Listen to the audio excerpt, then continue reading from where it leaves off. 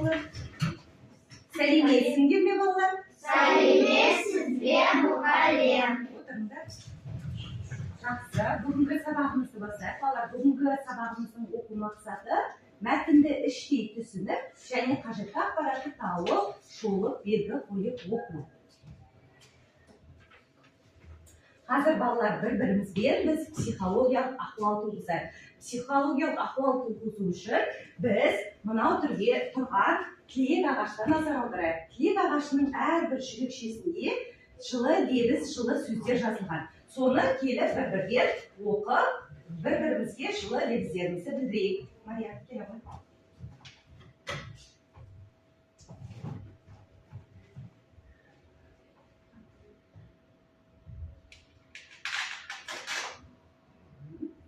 Шатик.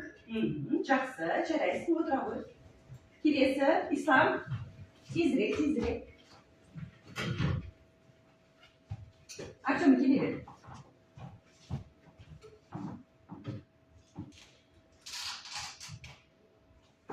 Достық. Өте жақсы. Достық. Артем.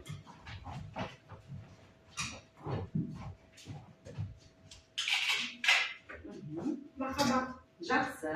Келе ғой. Тәмерис.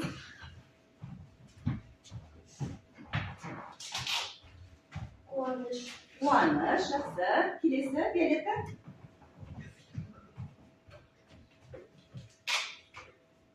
Бақыт.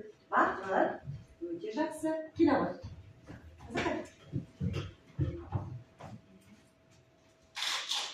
Мейірім. Мейірім. Жақсы.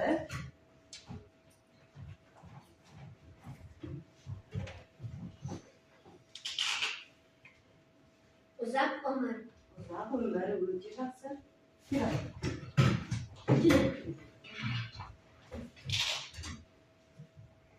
Сұлулық. Сұлулық. Жақсы. Келе ғой. Денсаулық. Денсаулық. Келесі. Кел, Камила.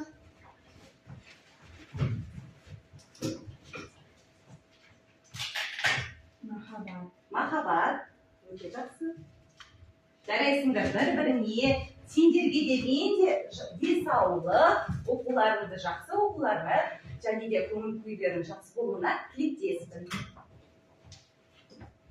Келесі балалар, бір-біріміз қазір мынау партада тұрған алма мен алмұртты алып топқа бөлінейік. Мына жерге қазір алма таңдаған оқушылар мына жерге отырады, алмұрт таңдаған оқушылар мына жерге отырады. Келіңдер.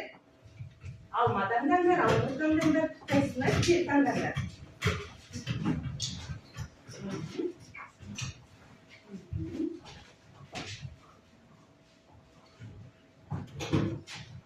Жақсы. Кім соңғы? Алма тобы мында отырады. Кім алма таңдады? Мында отырады. Алмұрт тобы мында отырады. Жақсы. Мария, отыр, анжықта. Не тұрғын? Тиіспе. Сен қайсын таңдадың? Мария, алма ғой сенде. Алма таңдадың ғой? Онан мында отыр, мында, Мария. Мында отырасың. Жақсы балалар. Енді алма тобы, алмұрт тобы бөлінді. Келесі үй тапсырмасына мен сөз жұмбақ берген болатын. Қазір сөз жұмбақты шешейік. Бірінші балалар. Тігінен біреу сөзінің мағынасын біз қалай атаймыз? Томирис. Жалғыз келіп жаза ғой. Біріншісіне жазасын. Біреу сөзінің мағынасы жалғыз дегенді білдіреді екен. Өте дұрыс. Отыра ғой. Келесі. Біз балалар алдыңғы тақырыпта қасқыр туралы өттік. Дала жануарының басқаша атауын қалай атаймыз? Мария. Қалай атаймыз, Мария? Жабайы. Жабайы, дұрыс айтасың. Жабайы жануар, иә? Жаза ғой, екіншісіне. Келесі, үшінші балалар. Қасқыр қандай аң? Ислам? Akıllı. Ақылды, дұрыс айтасың. Аламын. Ақылды, үшіншісіне жазасың, иә? Келесі, төртіншісі, айналаны қарауды қалай айтаймыз? Ал, бақылау, дұрыс айтасың, келе ғой, жаза ғой. Келесі, бесінші сұрақ, тамақтану сөзімен мәнде сөз, синоним, тамақтану сөзіне синоним. Камила? Қоректену, дұрыс айтасың, жаза ғой. Қоректену. Келесі, алтыншы, қасқырлар тобының басқаша атауын, қасқырлар қалай болып жүреді? Үйір, дұрыс айтасың, жаза ғой. Үйір болып жүреді. Келесі сұрақ, балалар. Жас сөзіне қарсы мәнде сөз, антоним, қарсы мәнде сөз. Кәрі, дұрыс айтасың. Кәрі, жаза ғой. Келесі, балалар, бізде қасқырдың табанынан қалған сурет не дейміз келесі? Із дейміз, дұрыс айтасың. Жаза ғой. Соңғысы, қасқыр терісінен тігілетін киім, тон. Келе ғой, жаза ғой. Үй жұмысын жақсы орындарсыңдар. Жаза.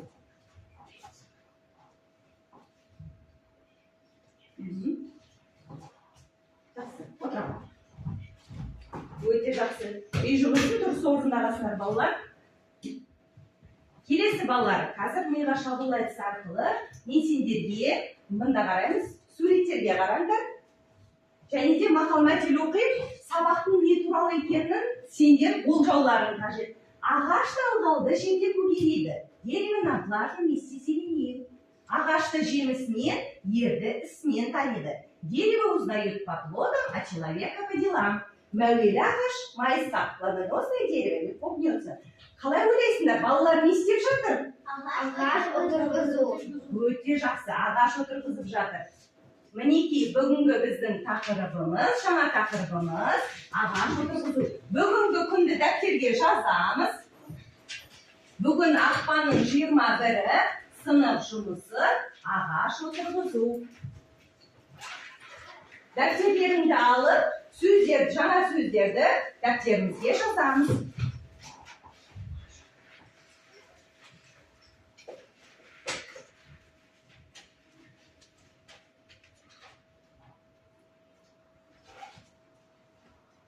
Ақпанның 21-і. Ағаш отырғызу.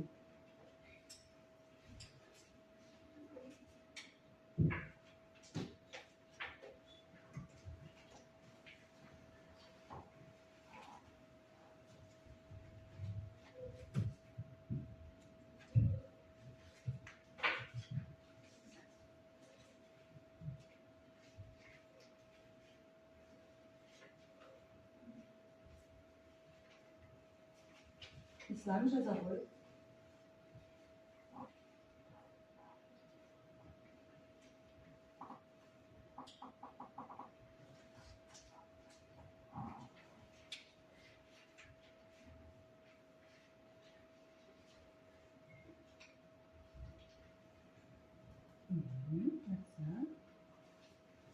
Өте жақсы.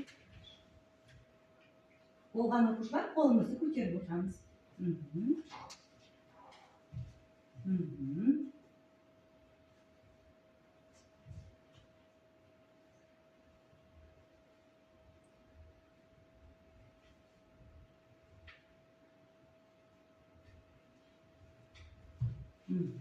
жақсы. Мария болды ма?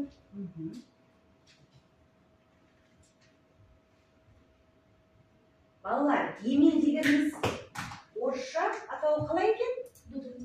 Жақсы. Қайым, терек, тоғай, тамыр, аялау, өте жақсы. Жарайсыңдар. Қазір балалар, 126-шы бетте сендерде мәтін бар. Мәтінді мен оқып шығам, сендер жүргізіп оқыңдар. Бастайын. Мәтіннің тақырыбы Нұрғали ағаның бағы деп аталады. Нұрғали ағаның ауласы ағашқа толы. 400-500-дей жеміс ағашы, алма мен алмұрттың 2-3 сорты, теректердің бірнеше сорты, қайың, емен, табиғи долана шайқалып тұр. Бала кезімнен тау тастарылап, шөптің, ағаштың неше түрімен таныс болдым. Әлі есімде 3-ші сыныпта оқимын. Балалармен тауда алма ағашты көріп, тамырымен қазып алып, аулаға келіп отырғыздым. Оны аялап күтуді әкем үйретті. Қазір ол жемісі бар үлкен ағаш болды. Мен 70-тен астым, ол 60-тан асты. Ағаш отырғызу осылай басталды. Кейін 15-20 түп алма ағашын отырғыздым. Олар да жемісін беріп жайқалып тұр. Қазақта атадан мал қалғанша тал қалсын деген сөз бар. Тіпті ағаш өсіруді бала тәрбиелегеннен бірдей деп есептеймін. Табиғатты қалай аяласаң, ол саған солай жауап береді. Мәтінді оқып шығып балалар. Тағы да бір оқып шығыңдар. Одан кейін бірінші тапсырмаға көшейік. Сендер де ұялы телефондарымызды алып сканерлейік. Бірінші тапсырмада балалар, сендерде парақ берілген, мынандай парақ та берілген, QR да берілген. QR-мен де парақпен де жұмыс жасаймыз. Бос орындарға қажетті сөзді қоямыз. Мінекей, бос сөздер, міне. Осы жерде қажетті сөзді қоямыз. Қажетті сөзді қойып жазыңдар. Қажетті сөзді қойып жазыңдар.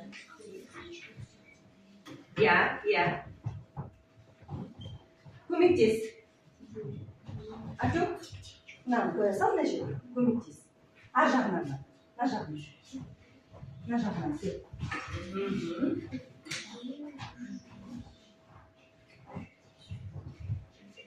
Осы бірінші тапсырманы орындаған кезде дискриптор 3 балл, мәтінді оқиды, осы орындарға қажетті сөздерді қойып толықтырады, тапсырманы толықпен орындайды.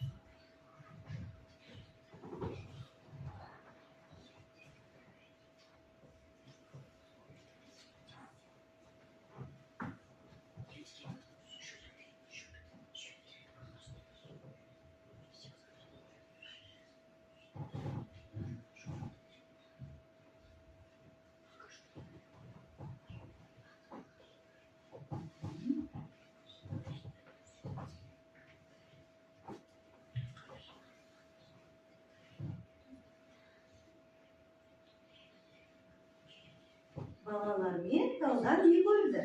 Балалар. Жақсы.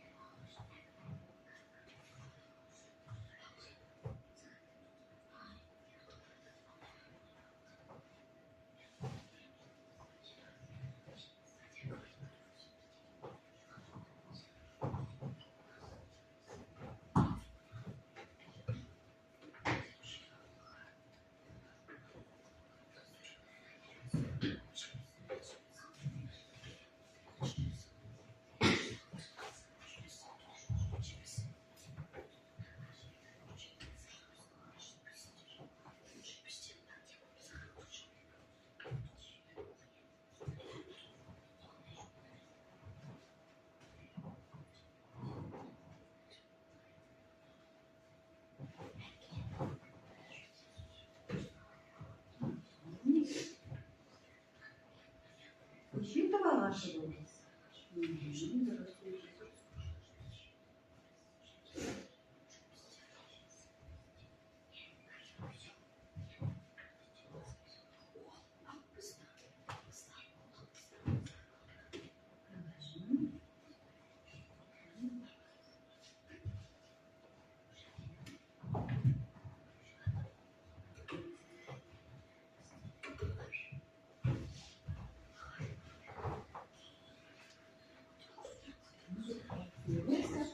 Жақсы. Қол көтереміз. Қазір екінші топты күтейік.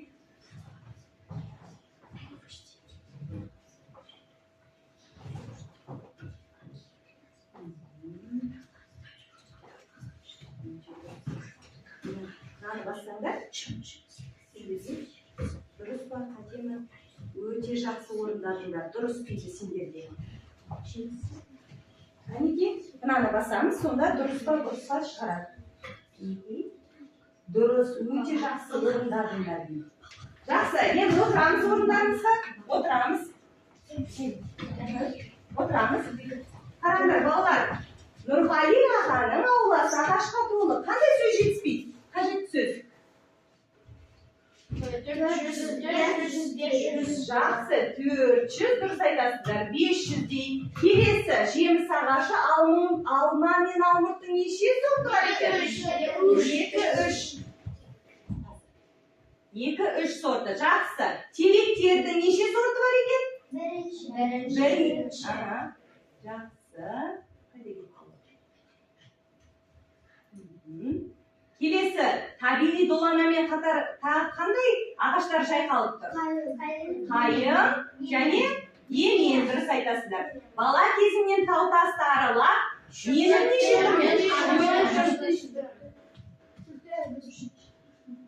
Так, қайда кетті?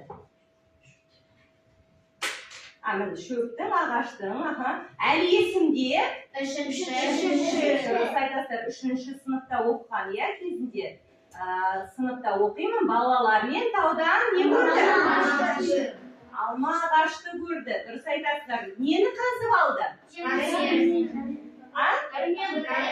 Тамырымен қазып алды, дұрыс айтасыздар. Сосын не істеді? Аулаға оны барып отырғызды, е? Жақсы, оны аялап күтуді кім үйретті оған? Әкесі, дұрыс айтасыңдар. Қазір ол жемісі бар, үлкен ағаш болды. Мен? Оның жасы 70-те болған екен. Ал ол ағаштың жасы? 60-тан асқан екен, е? Жақсы, осылай не басталды? Ағаш отырғызу басталды. Дұрыс, кейін неше түп ағаш отырғызу? 15-20 түп алма ағашын отырғызу. Олар да жемісін беріп жайқалып тұр. Қазақта атадан мал қалғанша тау қалсын деген сөз бар. Тіпті ағаш өсіруді неге теңейді? Бала тәрбиелегенмен бірдей деп есептейді екен. Дұрыс айтасыздар, табиғатты қалай аяласақ, ол да саған солай жауап береді. Жарайсыңдар балалар. Келесі тапсырмамыз балалар. Екінші тапсырманы викторина әдісі деп аталады. Қазір мына жерде тұрған екінші тапсырманы QR-ы сканерленді. Екінші тапсырманың QR-ы бар мына жерде. Сканерленді. Кәнекей бірге жұмыс жасаймыз. Ұстаңдар. Сканерленді. Екінші тапсырмада 3 балалар. Дискрипторы сұрақтарды оқисыңдар. Дұрыс жауапты анықтап жазасыңдар. Жауабын айтасыңдар.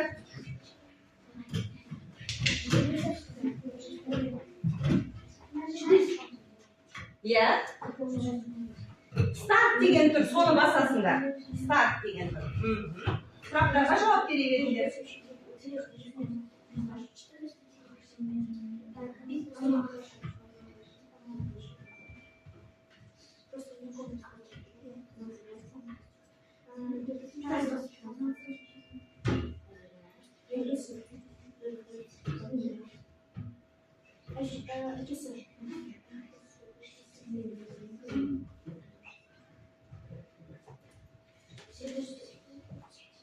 Жауап берсеңдер, қолдарын көтереміз, иә?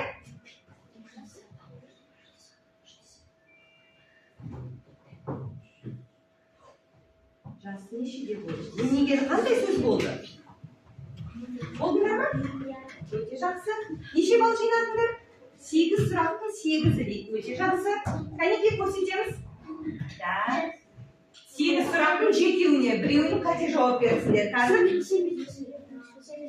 7-8-дің 7-еуі. Бір ғана қате бар екен. Қазір көрейік, анықтап білейік. Дұрыс жауапты тексерейік балалар. Кәнекей мұнады өте жақсы жұмыс жасады. Бірінші сұрақ Tanışıp oturamiz. Nurg'ali og'aning bag'ida qancha chemsa ағашы бар? Артем? Ya? O'qi. 400-500 chemsa ағашы бар. Жақсы. Kelesi sұрағымız Nurg'ali ağa 3-chi sinfda qanday ағаш o'tirg'izdi, Islom? Qanday ағаш o'tirg'izdi? Kela. Alma ағашы, дұрыс айтасыңдар, alma ағаш. Келесі балалар, сұрағымыз кейін неше түп alma ағашын отырғызды? Камила? Неше ағаш отырғызды? 20, ya? 15-20 жақсы.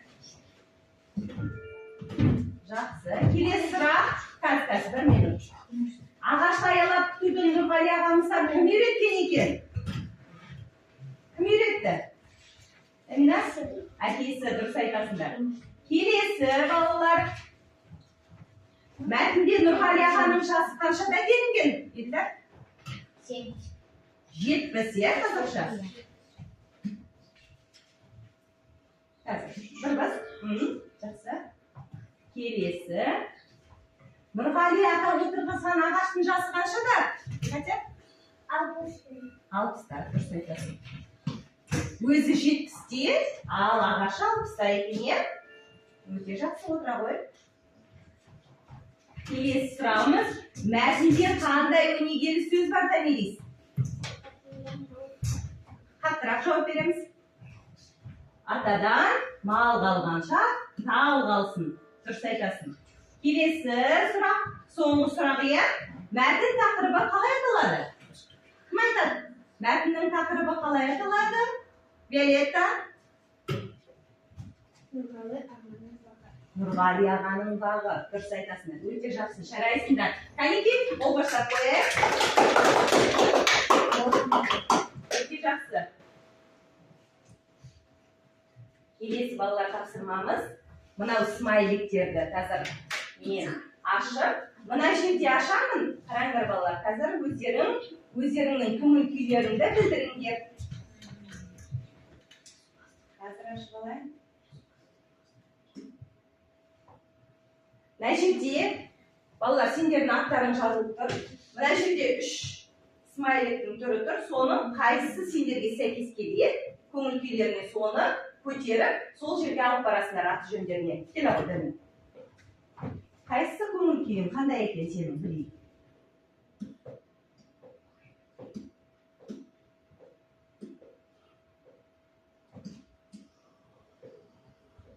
Артем, кел ғой. Көңіл күйіңді білейін. Артемнің көңіл күйі қандай екен? Артемнің көңіл күйі керемет секілді.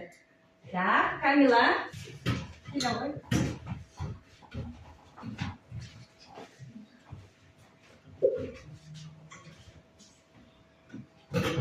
Өте жақсы, көңіл күйлерің жақсы қой. Захар.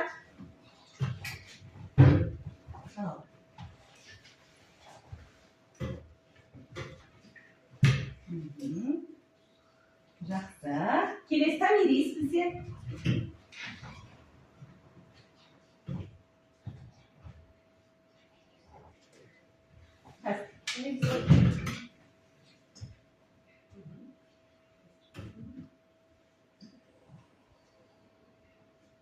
Томирис, Екатерина.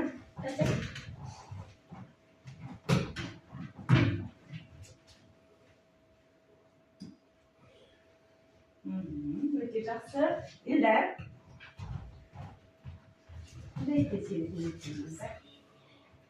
Виолетта.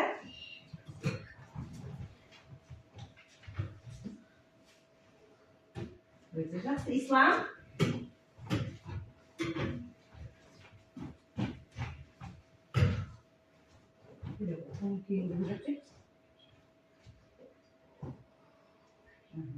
Мария, кел ғой.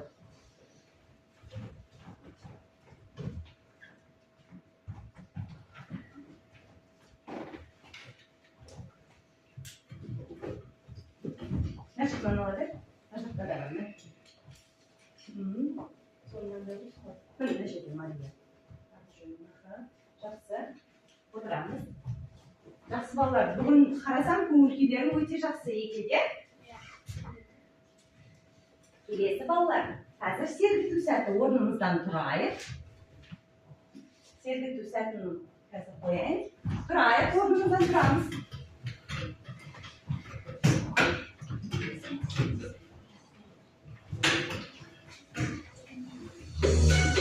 Мына іс-әрекеттерді бірге қайталаймыз, жақсы ма?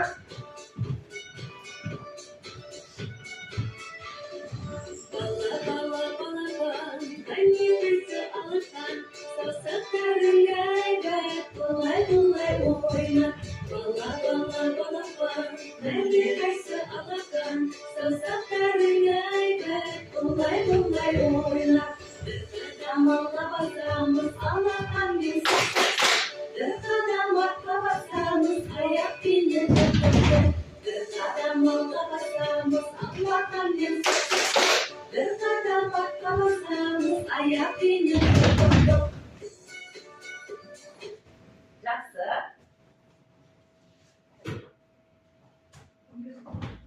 Отырамыз.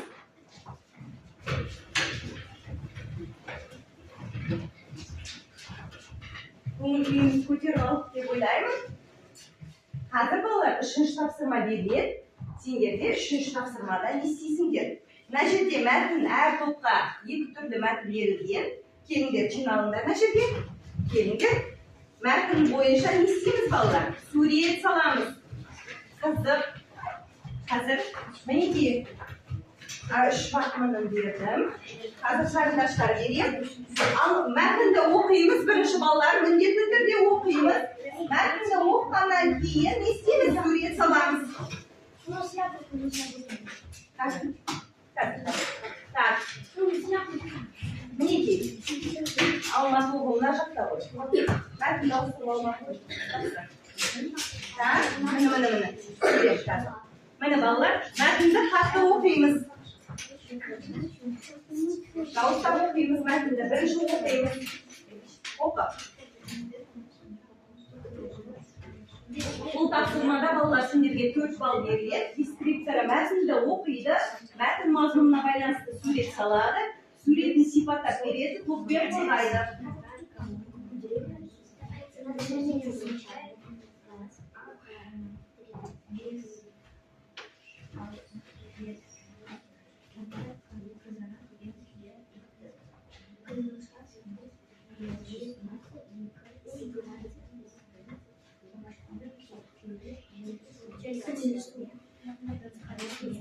Salamız, sureti salamız.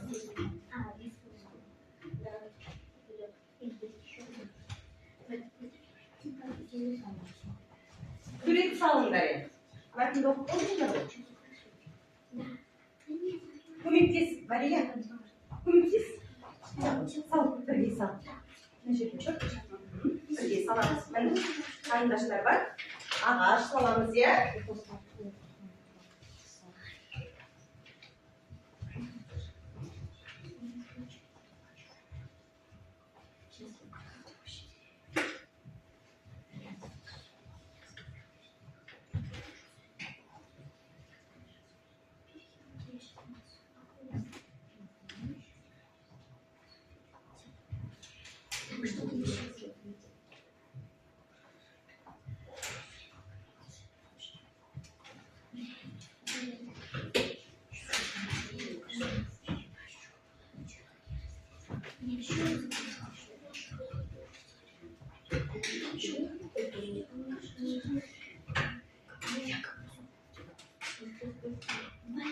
Birinchi marta Almaty облысында біздің бақшада 10 шақты жеміс ағашы бар. Олар бақшаны қоршай орналасқан. Бақшаға біз 4-5 қатар қауын мен қарбыз ектік. Сондай-ақ 5-6 қатар қызанақ пен қияр ектік. Қызанақ қарбыз қиярды 2 қатардан ектік. Бақшаның кіреберісінде таңқурай мен құлпынай өсті. Екінші топта біздің бақшада 20 шақты жеміс ағашы бар. Олар бақшаны қоршай орналасқан. Бақшаға біз 2 қатар жүгері мен 40 қабат ектік. Сондай-ақ 3-4 қатар сәбіз бен пияз ектік. Қызанақ қияр бұрышты 2 қатардан ектік. Бақшаның кіреберісінде таңқурай мен қарақат өсіп тұр.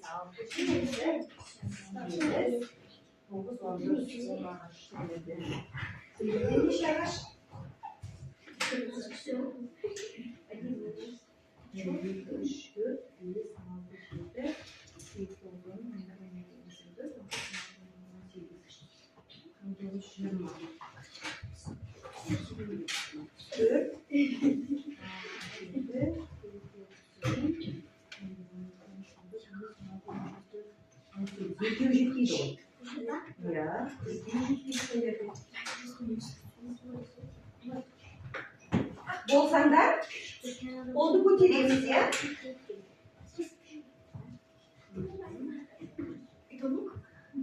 Bolsanlar mı? Bolsanlar. Bolsanlar. Az korkaytınlar şunlar. Allah'ın toprağımız. Nasıl? Böyle şu toprağımızda almaz oba. Hani ki suretimiz bu fizik. Ödeyeceğim sadece insanımızı korma. Bizden Pakşa'da 16 jurnas agası var. Onlar Pakşa'nın karşı ortalaşkan. Pakşa'da biz 4-5 katar kavun men karbuz yıktık. Sonday ak 5-6 katar kazanak. Ben kiyar yıktık. Kızılışta sebez yerde yakın katardan yıktık. Pakşa'nın kare. Beresinde tam kurar men kolpınay uğraştık. Жақсы, жарайсыңдар. Келесі. Екінші топ. Біздің бақшада 20 шақты жеміс ағашы бар. Олар бақшана қоршай орналасқан. Бақшаға біз 2-3 қатар жүгіріп, мен қырқабат екітік, сондай ақ 3-4 қатар сібіз бен пияз екетік. Қызанақ кияр бұршыты 2 қатардан ектік бақшаның көрі берсінде. Таңқурай мен қарақат әсіп тұр. Жақсы, жарайсыңдар. Өте жақсы суреттерің де әдемі шықты. Рахмет.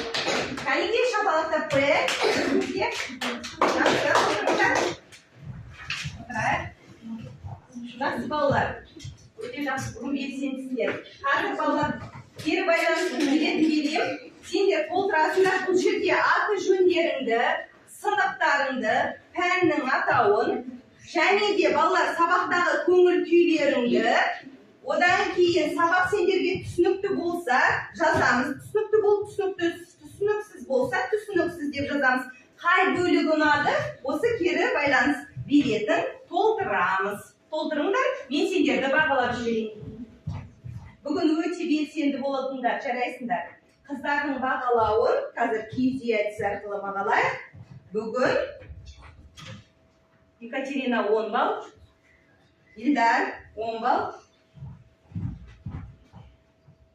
Келесі Захар 9 балл қойдым. Артем саған 9 балл.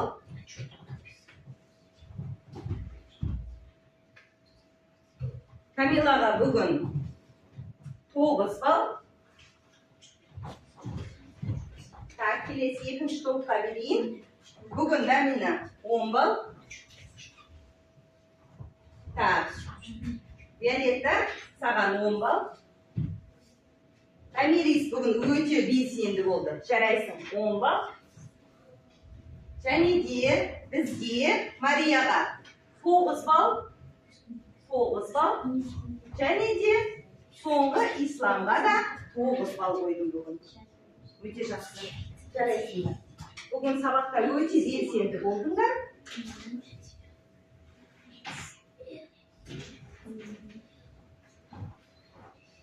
Жазып толтырдыңдар ма? Сабақтың саған қай жері түсінікті болды ма? Түсінікті болса, мынаны жазасың. Түсініксіз болса, түсініксіз деп жазасың. Қай бөлігі? Ойын түрі ма? Рефлексия ма? Қай түріне соны жазасыңдар. Пән? Жоқ, пәні қазақ тілі деп жазасыңдар. Қазақ тілі. Пәні қазақ тілі. Қазақ тілі.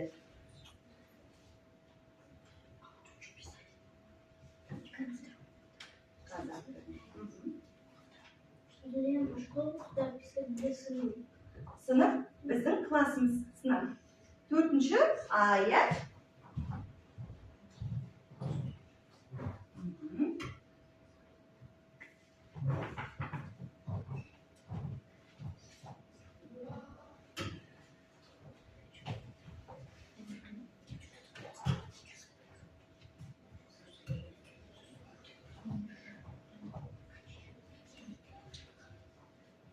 Балалар, болдыңдар ма толтырып? Әкелдер. Билетті, кері байланыс билеті беріңдер. Өте жақсы. Жақсы. Кері байланыс билетін береміз. Кәнеки? Кері байланыс билетінді береміз. Мария, кері байланыс билетінді бер. Жақсы. Қазір балалар, қараңдар. Мына жерде алма тұр. Мынау рефлексия. Алма ағашын, қазір міне алма ағашы балалар. Алманың түрлі 3 түсі бар. Қызыл түсі сабақ түсінікті болса, сұрақтарың бар болса жасыл түсі, түсінбесеңдер сары түсін жапсырасыңдар. Келіңдер. Міне мына жерден албаңдар. Қызыл, сары, жасыл. Қызыл, сары, жасыл. Жапсырыңдар. Аспанда. Жақсы отырыңдар. Өте жақсы. Бүгінгі сабақ сендерге түсінікті болды. Жақсы сабақты қатыстыңдар. Рахмет. Сабақ аяқталды. Сау болыңдар. Сау болыңыз, мұғалім.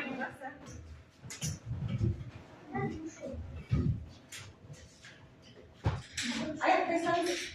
Что закрепишь? Сюда нужно ложиться. Ана жерге қоямыз.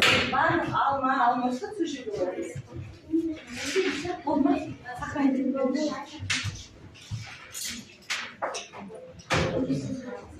Рахмет. Жақсы істеймін.